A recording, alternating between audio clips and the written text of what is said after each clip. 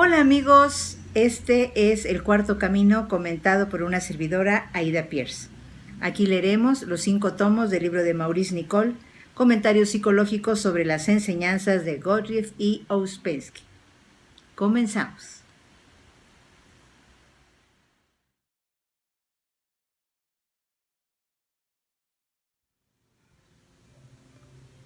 ¿Qué tal, queridos amigos? Continuamos con las lecturas del libro. Nos quedamos en la página 227. Nuevas notas sobre los yoes. Respuestas a las preguntas que surgieron de la disertación anterior. ¿Qué es un yo? Un yo es una personalidad definida en nosotros, un pequeño ser con una parte intelectual, una parte emocional y una parte motora. Es preciso comprender que nuestros yoes son personas muy reales. En una situación, Ouspensky dijo: todos ustedes piensan que los yoes no son reales, creen que son teóricos.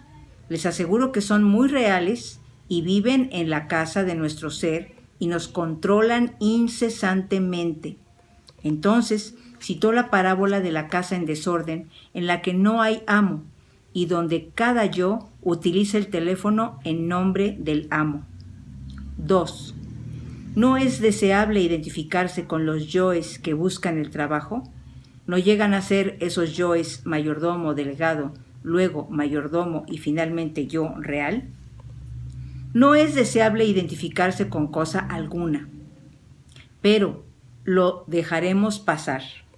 Es deseable emprender el trabajo con yoes que prestan atención a lo que dice, en especial cuando se está en poder de los yoes negativos. Por medio de la observación de sí efectuada a través del trabajo y lo que enseña, cierto número de yoes se separan del resto y estos forman el mayordomo delegado. Este desarrollo de la conciencia por medio de la observación de sí conduce gradualmente a los estados superiores de mayordomo y amo. Si una persona no sustenta los yoes del trabajo, estos se debilitan y hasta pueden abandonarnos para siempre. 3. ¿Es posible dividir nuestros yoes en grupos de yoes similares con los cuales la mayoría de nosotros está familiarizado? ¿Es posible tratarlos como grupos o se debe escoger cada yo y trabajar sobre él individualmente? Si los yoes están divididos en diferentes grupos, porque moran en diferentes subdivisiones de los centros, los yoes que ocupan las más reducidas subdivisiones de los centros son yoes pequeñísimos. Suelen ser útiles para la vida, pero no pueden comprender el trabajo. Por dicha razón es menester valorar el trabajo y sentirlo como si fuera algo distinto y más grande que la vida, porque a través de esa valoración emocional nos situamos enseguida en presencia de los yoes mayores. Por mucho tiempo es imposible ver los yoes individualmente, pero es posible descubrir que se tiene un sinnúmero de personalidades diferentes. Estas personalidades están compuestas de muchos yoes, pero cada una constituye un grupo definido. Por ejemplo, en mi caso, tengo un gran número de yoes que pertenecen a mi personalidad médica. Ouspensky dijo una vez: intenten ver las personalidades muy definidas en ustedes. Se tiene una personalidad social, una personalidad profesional, una personalidad doméstica, etc. Pero cada una de esas personalidades está compuesta de gran número de pequeños yoes. 4. Puesto que los yoes están representados en cada centro, cabe decir que la paciencia es producida por un yo. Y si es así, ¿implica ello que este hábito está acompañado por la impaciencia intelectual y la impaciencia emocional? Sí, ciertamente la impaciencia es producida por un yo que está sobre todo en las pequeñas subdivisiones del centro motor. Si puede estar acompañada por la impaciencia intelectual y la impaciencia emocional, puede ser producida por un poderoso yo que obra de igual manera sobre los 3 centros. Esto exige observación. La observación comienza cuando se advierte el diferente trabajo de los 3 centros. Se advierte que intelectualmente está en un estado de impaciencia, en un estado incierto. Notará que efectúa ciertos movimientos, pero a menudo la mera impaciencia se debe a un pequeño yo automático en el centro motor. Por ejemplo, una persona suele rascarse la cabeza y esta clase de impaciencia pertenece a un yo pequeñísimo y prácticamente automático del centro motor y no interfiere en el trabajo del centro emocional o del centro intelectual. Tenemos todos ciertas clases de mañas mecánicas hasta cuando estamos sumergidos en una profunda concentración. ¿Son todos los yoes adquiridos? Sí, son todos adquiridos y fueron adquiridos de distintas maneras. Se dice generalmente que se adquieren por medio de la imitación y la educación, pero todos son adquiridos porque pertenecen a la personalidad que a su vez se adquiere. El trabajo dice que tal vez sea cierto que en nosotros hay un vestigio de yo real, pero es todo cuanto dice. Pero el yo real no es adquirido, está en potencia desde nuestro nacimiento. No hacemos el yo real, buscamos aproximarnos a él, entonces conocemos quiénes somos. 6. ¿Hay yoes en la esencia? No. No puede decirse que haya yoes en la esencia, aunque algunos yoes que adquirimos estén muy cercanos a ella. Por otra parte, tenemos yoes que están muy alejados de la esencia y que pertenecen principalmente a la falsa personalidad. Si nuestra personalidad fuera la expresión de nuestra esencia y se ajustara a ella, por así decirlo, podríamos decir que todos nuestros yoes estarían conectados con la esencia. Pero esto no es así tal como somos al presente. Por medio de la presión, de la educación y del medio ambiente, nuestra personalidad suele ser muy distinta de la esencia. Y cuando esto es así, no tiene nada de extraño que el grado de nuestra inarmonía interior sea inusitadamente alto. 7. Supongamos que un hombre o una mujer tenga en su personalidad yoes útiles, tales como los yoes hospitalarios, los yoes que nos ayudan, los yoes hábiles en el manejo de herramientas, etc., pero que actúan para ser vistos por los hombres. Supongamos que después de haber trabajado sobre ellos, sean capaces de hacer las mismas cosas por sí mismos. ¿Llegarán a ser esos yoes esenciales en ellos? Tenemos toda clase de yoes útiles adquiridos por medio de nuestra crianza y educación. Es menester recordar que la personalidad debe ser formada y que suele formarse según los casos de un modo mejor o peor. Un buen adiestramiento acompañado de una disciplina apropiada son necesarios a toda persona. Todos tenemos que aprender buenos modales, o un oficio, o una profesión. Todo esto es adquirido. La acción del trabajo es tal que escoge aquellos yoes que le son útiles y los eleva, por así decirlo, para que ya no obren en forma mecánica, sino que puedan ser usados conscientemente. El trabajo construye en nosotros una especie de arca en la cual todo lo útil tiene cabida. Nosotros somos incapaces de hacerlo. La acción del trabajo lo hace y dispone todo en su orden correcto. 8. A.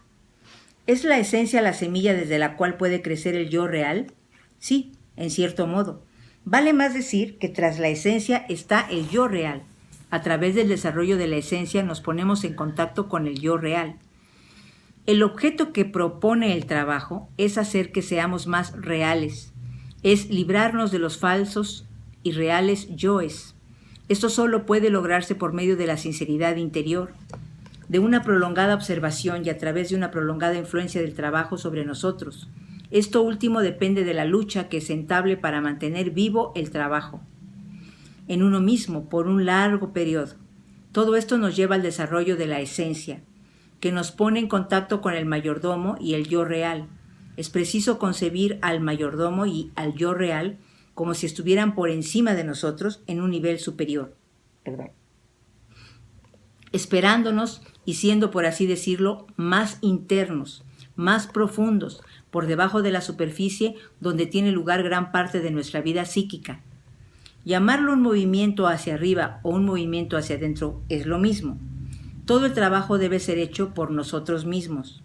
Estamos en la misma posición que si nos hubiéramos extraviado y tuviéramos que volver a encontrar nuestro camino. Todo hombre es creado perfecto. Esto es como un yo real. Pero descendemos al mundo al mismo tiempo literal y psicológicamente y nos extraviamos. Hay una razón para que esto ocurra así, y una de las explicaciones es que fuimos creados como organismos capaces de desarrollo propio. Es un experimento. Cada hombre y cada mujer es un experimento. Sobre esta idea es preciso reflexionar constantemente. 8b. ¿Es el yo real el límite del desarrollo potencial de cada hombre diferente para cada cual o es el mismo? Sí, en la realidad, sí, es la realidad última a la que se puede llegar. Tras el yo real está Dios. Voy a repetir, amigos, tras el yo real está Dios. Por cierto, cada persona es una formación individual y así el yo real nunca puede ser el mismo. Desdichadamente, tratamos de imitar a las otras personas y es lo mismo que si un narciso quisiera convertirse en tulipán. No hay un solo cristal de nieve que no sea diferente de otro cristal de nieve en la forma de su cristalización, aunque el modelo hexagonal del cristal de nieve sea el mismo. 9. ¿Hay alguna diferencia entre los yoes y la conciencia interior? En esta pregunta no veo conexión alguna entre estos dos factores. Los yoes son yoes y la conciencia interior es la conciencia interior. Si por conciencia interior se quiere decir el poder de observación de sí, a través del cual se ven los yoes en uno mismo, del mismo modo que si se tiene una linterna eléctrica en la oscuridad, se podrá ver la pared que está enfrente de uno. ¿Acaso la pared es la misma cosa que la linterna? El trabajo dice que por medio de la observación de sí, dejamos filtrar un rayo de luz en nosotros. Mediante ese rayo de luz podemos ver algo, pero un yo no es la misma cosa que un rayo de luz y desde luego un rayo de luz no significa la luz física sino la luz de la conciencia, que el trabajo se propone acrecentar más allá de todo lo imaginable, para que uno pueda ver de una sola mirada todo lo que pasa en cada centro. Comentaré ahora una o dos observaciones que se hicieron en los subgrupos cercanos a algunos puntos descollantes en la disertación. 1. Se dijo en la disertación una cosa que me pareció muy alentadora.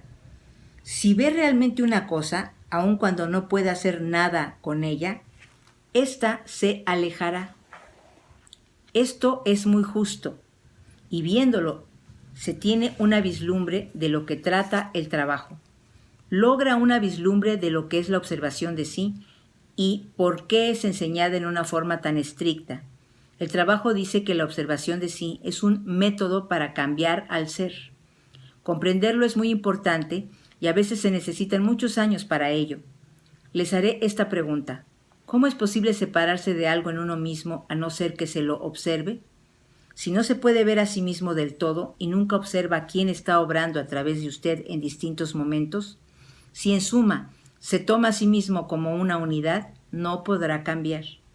Si solo puede ver lo que no hizo y nunca observa lo que hizo, por cierto se preocupa exclusivamente por las cosas externas y no ha despertado el poder del yo observante o el sentido interior que a todos nos fue dado. El sentido interior nos fue dado para que pudiéramos cumplir nuestro designio como organismos capaces de desarrollo propio. Todo desarrollo interior sería totalmente imposible si no tuviéramos ese sentido volcado interiormente hacia nuestra vida psíquica y si solo poseyéramos los 5 sentidos volcados exteriormente. 2. Los yoes están vivos, pero pueden ser inducidos a morir. Por cierto, los yoes están vivos y son entes muy reales. Si llegan a morirse o no, esta es otra cuestión. El trabajo se contenta con enseñarnos que si no son alimentados se debilitan, pero si, como las sombras del Hades, le sorben la sangre, cobran vida y empiezan a hablar. Los yoes pueden ausentarse de su persona por un tiempo y volver a visitarla, pero esta es otra cuestión. Pero se aplica especialmente a los yoes superiores del trabajo en uno mismo. Nuestros yoes ordinarios están constantemente con nosotros. Como otra vez les he dicho, son llamados los pobres. 3. Sería interesante descubrir lo que hay en uno. Se podría tener una vida muy variada, con muchos yoes variados, de los cuales algunos son muy valiosos. Esto significaría haber alcanzado el nivel del hombre equilibrado, capaz de moverse libremente dentro de sí y cuyos diferentes centros están desarrollados hasta cierto punto, es decir, el hombre que ya no tiene su centro de gravedad en un centro como lo tienen los hombres número 1, número 2 y número 3. Por ejemplo, si estoy muy identificado con mi vida en mi papel de médico, No seré capaz de moverme libremente dentro de mí mismo y solo tendré un desarrollo parcial. Cuando una persona esté identificada con su lado profesional o el de su nacimiento, sea cual fuere éste, no puede llegar a ser un hombre equilibrado. Una de las mejores frases que se puede aplicar al hombre equilibrado es: un ser capaz de ver lo que significa no estar identificado con la vida. Su vida pasada no debe apoderarse de usted y oprimirlo. Todos ustedes tienen aquí un trabajo práctico que ha de entretenerlos por muchos años. Comentaré ahora 2 nuevas preguntas que me fueron enviadas mientras estaba escribiendo lo que dije anteriormente. 10. El yo que pasa directamente al centro emocional es también conocido por el centro intelectual debido al hábito, que ya no necesita pasar primero por el centro intelectual. ¿Conoce en realidad un yo tan distintamente? Es preciso que recuerde que algunas impresiones son recibidas por el centro emocional y que es necesario observar cómo reacciona el centro emocional frente a la vida sin ninguna observación de sí. Tenemos que emplear el centro intelectual para observarnos a nosotros mismos y no dejar que una impresión sea recibida directamente por el centro emocional, sin el momento de conciencia que le permita ver dónde es recibida. El yo observante se inicia en el centro intelectual donde nuestra conciencia, hablando generalmente, está situada. Todo estriba en lo que se deja pasar.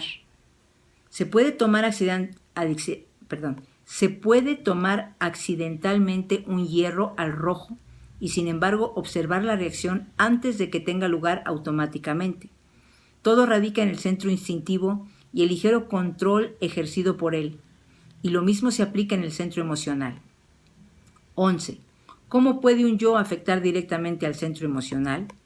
¿Puede una impresión pasar directamente al centro emocional sin atravesar el centro intelectual o la red de asociaciones? ¿Una emoción negativa es invariablemente precedida por un pensamiento? ¿Una emoción negativa es precedida por un pensamiento? Creo que es una cuestión de actitud. Si todavía no ha visto cómo reacciona desde la actitud, que en primer lugar es mental y a la que no acompaña prácticamente pensamiento alguno, y empero es, luego la impresión caerá directamente en la parte negativa del centro emocional. El trabajo enseña que nuestras impresiones penetran a través del centro intelectual y luego pasan a los otros centros. Es necesario tener un punto consciente en el lugar donde penetran. Si se permite que una impresión penetre sin impedimento alguno, entonces seguirá su camino habitual. Empezaremos ante todo a fiscalizar el efecto de las impresiones externas en el centro mental.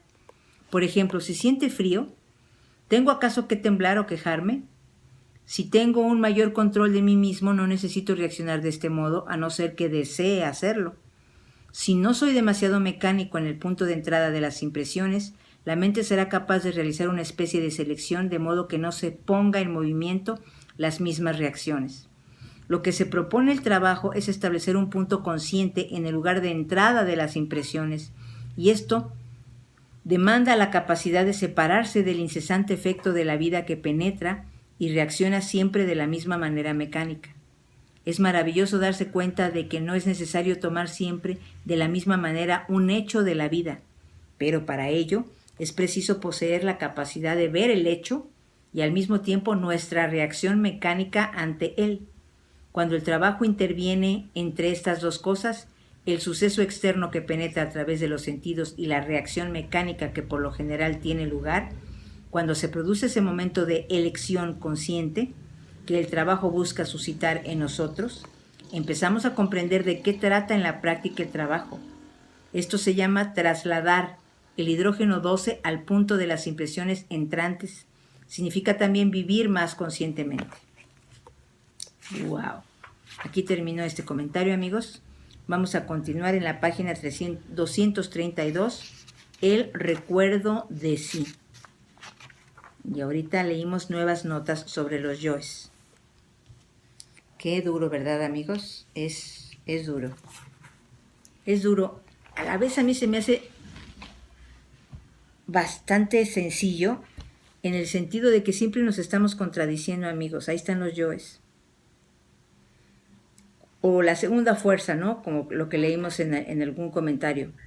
Entonces, cuando viene una segunda fuerza en nosotros, viene la primera fuerza de una buena voluntad de hacer algo. Y al ratito, inmediatamente o al otro día, surge el otro pensamiento, ay, no lo hagas, ay, ¿para qué? Observen si van a ver que así es. Entonces, al observar esto, y obviamente nosotros pensamos que somos nosotros mismos justificándonos o diciendo, no, mejor lo hago otro día, pero no somos nosotros mismos. Es otro pensamiento que ya se está contradiciendo, que está contradiciendo al anterior. Entonces no hay una lógica. Entonces, Eric Corbera es un señor español que tiene muchos videos muy interesantes. Entonces, en una de sus pláticas dijo, si no somos congruentes entre lo que pensamos, lo que decimos y lo que hacemos, entonces nuestra vida se vuelve muy contradictoria. Entonces, muchas veces así vivimos. Decimos una cosa, pensamos otra cosa y hacemos otra. Entonces, son tres diferentes personalidades que imperan. A lo mejor tenemos el deseo de en una reunión levantar la mano y decir, yo propongo esto. Y luego llegas a tu casa y te empiezas a pensar, ¿para qué lo propusiste? Ya te echaste encima una responsabilidad, ay, qué horror, ¿no? Y luego hay otro que te dice, ay, qué bonito sería hacerlo, pero cuánto trabajo es hacerlo. Ay, pues mira, yo sí quisiera hacerlo porque es un bonito ideal, pero hoy me voy a tener que levantar temprano. Como dicen aquí, son minúsculos pensamientos que van surgiendo. Entonces, si uno los puede observar sin decirles yo, ya los podemos ir más o menos clasificando, ¿no? Por lo menos ya vamos a poder tener una mayor concientización de a quién le damos cabida dentro de nuestra vida y a quién no. Porque pues depende de lo que te estén susurrando al oído, ¿no? Depende de lo que te estén diciendo. Entonces, si a lo mejor hay un yo que te está aconsejando aguas con esto, bueno, primero ver la intención del yo. Porque amigos, mira, muchas veces nos movemos en la vida como si fuéramos unas muy buenas personas, ¿no? Muy lindas, muy la convicción de hacerlo mejor. Pero la verdadera intención, ¿cuál es? De verdad, sin censura, como dicen aquí. De verdad, solitos en nuestro cuarto. A ver, voy a hacer esto. ¿Cuál es mi verdadera intención? ¿Cuál es la verdadera intención dentro de mí que me va a llevar a hacer tal o cual cosa? Si la intención es pura, si la intención es verdadera y es buena, pues adelante. Sí, pero si la intención viene de un yo que está ahí prefabricando determinada situación para salirse con la suya en algo o para obtener un beneficio de algo, entonces no está tan linda la acción que vas a realizar. ¿Ves? Entonces ya puedes llegar a observar qué yoes te están hablando en ese momento, qué yoes te están aconsejando decir, hacer o hablar de determinada manera. Ese es el chiste. Entonces, está bien interesante porque tenemos dentro de nosotros diferentes caricaturas que ahí nos están controlando, ¿no? A mí me gusta mucho decirles caricaturas porque me da risa cómo me comporto de repente, ¿no? Yo digo me comporto, pero debería decir cómo se comporta esa Aida, ¿no? Pero no es cuestión de enloquecernos, ¿no? Nada más es cuestión de ver en ti esa personalidad que en ese momento te está dominando. Miren, yo cuando empecé este trabajo, amigos, cuando pude empezar medio a observarme, porque bueno, me falta muchísimo camino que recorrer, por supuesto, ¿no? Pero aquí hablan mucho de la imitación. Entonces, de repente, fíjense que empezaba a hablar y podía yo tener un vestigio de que estaba hablando idéntico a mi mamá. Era yo mi mamá. Idéntico a la forma que tiene de hablar mi mamá. Bueno, de repente estornudo igualito que a mi mamá. Y si como es una parte como del centro motor, pues no lo puedo remediar y es un estornudo que me sale, pero idéntico como estornuda mi mamá. Entonces es bien interesante, amigos, porque, el estornudo no pasa nada, ¿no? Pero sí, hay una voz en mí que es una grabación, como dicen en otros capítulos, ¿no? Que me está repitiendo lo mismo con relación a determinada fase de mi vida, Si no la observo, dejo que me siga perjudicando toda mi existencia, ¿sí? Alguna forma de pensar, ¿no? De ciertas personas, porque son de determinado país, o alguna forma de pensar de ciertas personas que hacen esto y lo otro, y empezarlas a criticar interiormente. Y ahí te empiezas a cachar, y entonces lo detienes. Cuando te puedes cachar, lo detienes.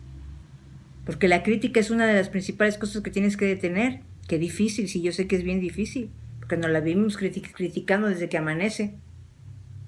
Pero si la pudiéramos detener y observarnos a nosotros mismos, que tenemos esos mismos errores, que podemos caer en esos mismos errores que la persona a la que queremos criticar, es duro, pero es padrísimo. Porque entonces empiezas a ver que hay mucho que trabajar dentro de ti. Antes de que empieces a criticar a tu compañero, pues mejor empiézate a criticar a ti misma, observándote y depurando lo más que puedas. Observando esos pequeñísimos yoes que salen y que te atrapan, amigos, te atrapan. Entonces hay que observarlos para decir, híjole, no, yo no me quiero dejar dominar por este cuate, o por esta cuata, o por esta Aida, como tú le quieras llamar. Pero si los observas, ya empiezas a trabajar. Muchas gracias, amigos, gracias por acompañarme, nos vemos en una próxima lectura.